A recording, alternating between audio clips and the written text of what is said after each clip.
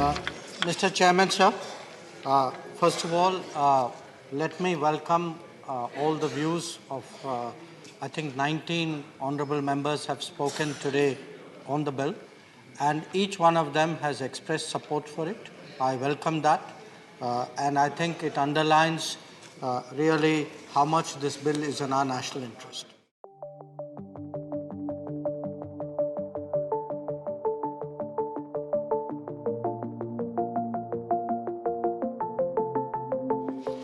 The main concerns, I think, have been shared by everybody, that today there are more Indian ships in waters, more Indian trade being done, more Indian crews, not only in our own ships but in other people's ships.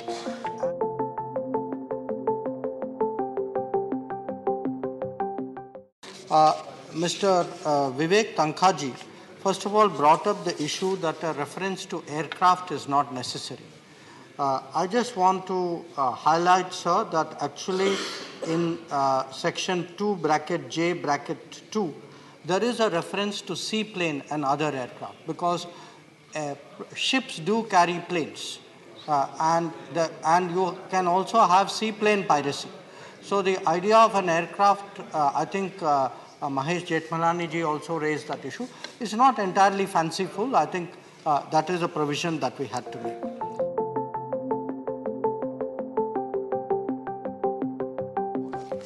The third issue he raised was, how will you align death penalty, possible death penalty, rarest of rare cases, with countries where death penalty is outlawed?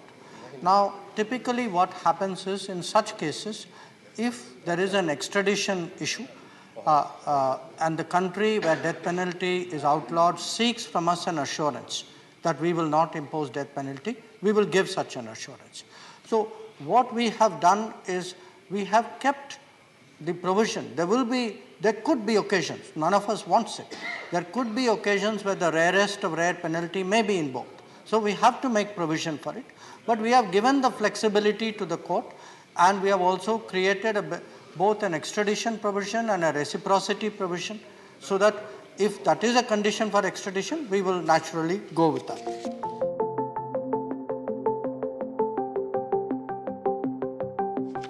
Then Jawahar Sarkar ji asked whether this is applicable to only Indian ships. No, it is not. It is applicable to any ship in the jurisdiction where piracy is committed and where the authorized personnel from India have taken action. Now, as to who is authorized, I think the bill is very, very clear. Section 2(1)(a) makes that very clear.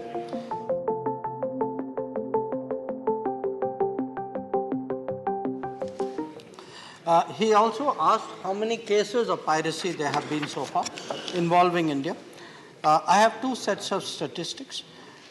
Between 2008 and 2011, there have been 27 incidents in which Indian crew members were involved. 288 Indian nationals were involved in these 27 incidents. Between 2014 and 2022, 155 Indian crew members were involved in 19 cases. The most serious case, of course, we had was in 2017, when we had an Indian ship called Al Khawzar, which had been pirated off the island of Socotra. This was a particularly difficult case for us, but this is to show, the numbers show why we need this bill so badly at this point of time.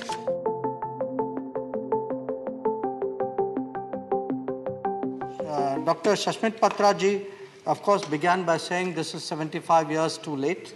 I cannot disagree with him. I can only say that since we have come into government, we have tried to push this as strongly as we can. And the results of it we've seen, because it is a widely recognized requirement. The 4-5 gray area which he had mentioned, I think I have answered.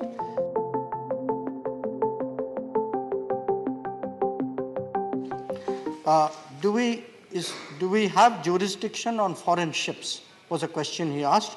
The answer is yes. The answer is, in our jurisdiction, if an act of piracy is committed, we have jurisdiction. And finally, the question he asked, is it 12 nautical miles? Is it 200 nautical miles? I will actually answer him, it is beyond that.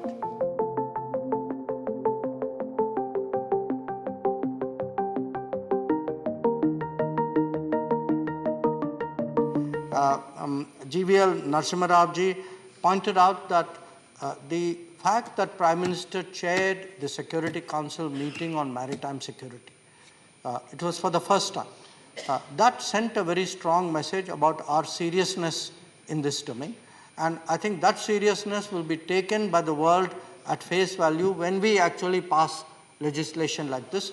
Otherwise, it would look as though we are saying things, but we do not have the laws to back it up. So I think his connecting the two is a very, very important insight.